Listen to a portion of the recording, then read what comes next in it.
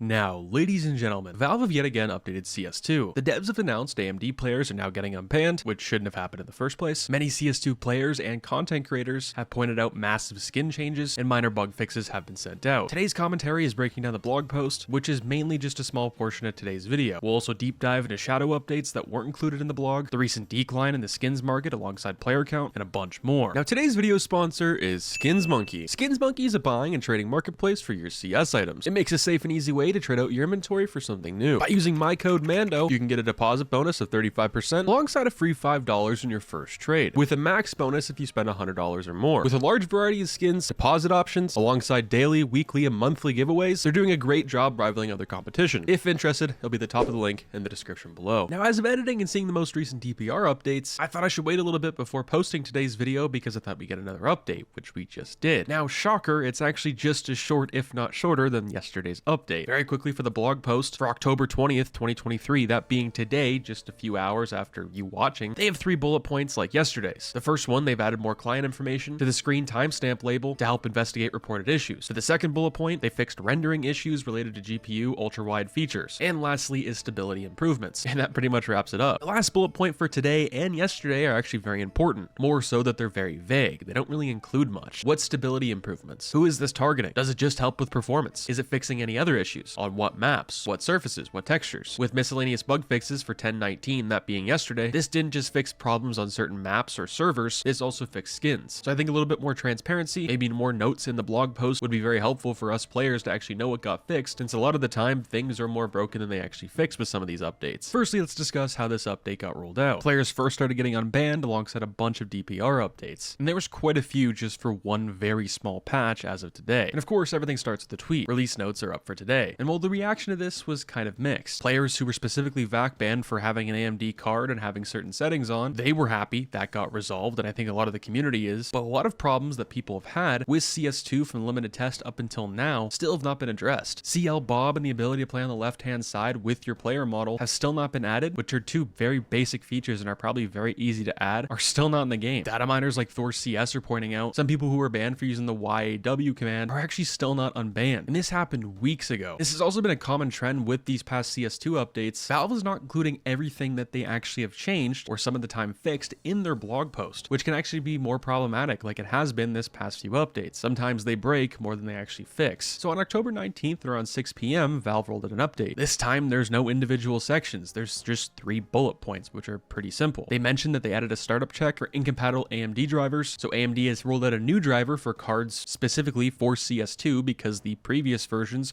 with their older settings, with their anti-lag setting, was getting players banned. They mentioned beside that they will now be reversing VAC bans for affected players that happened to. For their second bullet point, they fixed a bug in Windows 11, auto HDR that led to smokes intermittently disappearing. And lastly, which is very vague, miscellaneous bug fixes. So yeah, it's pretty small. That's what she said.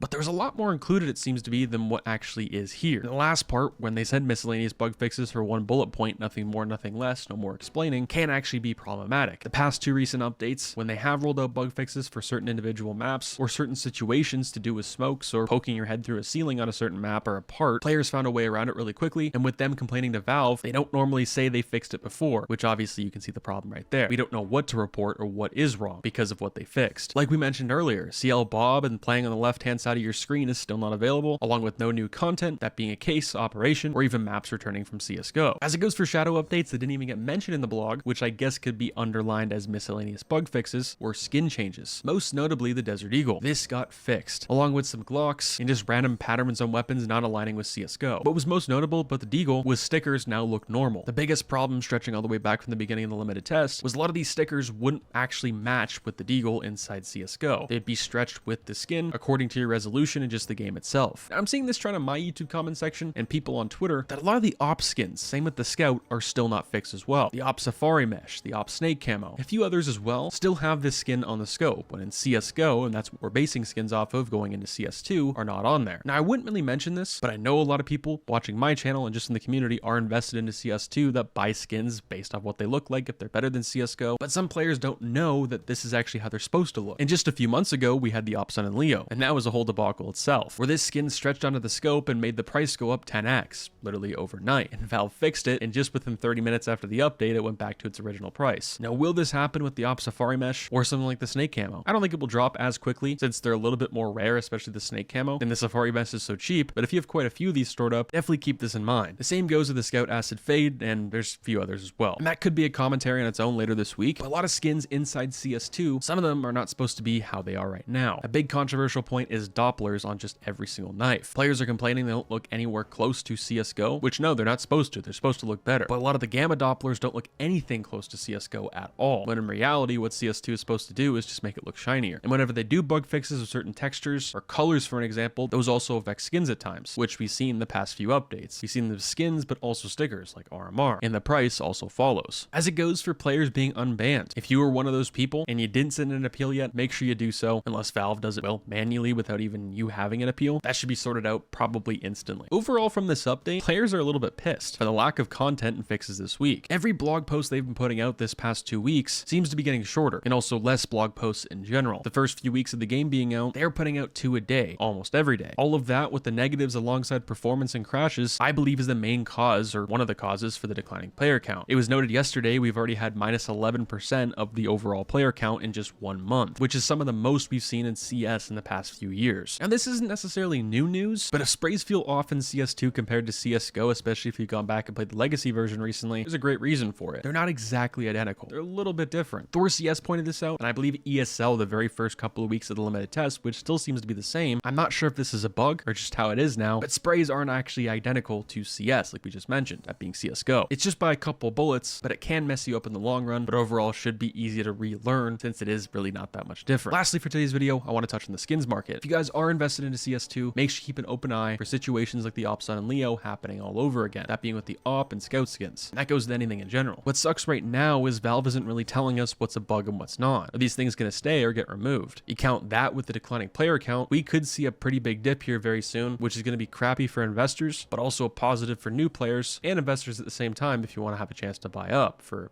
a decently affordable price. There's so many questions right now. When's new content coming to CS2? Is the CS market sustainable? Are CS skins overpriced? These will all be talking points later this week in those commentaries. I'll catch you guys in the next one. Stay positive, sexy. I'm out, guys.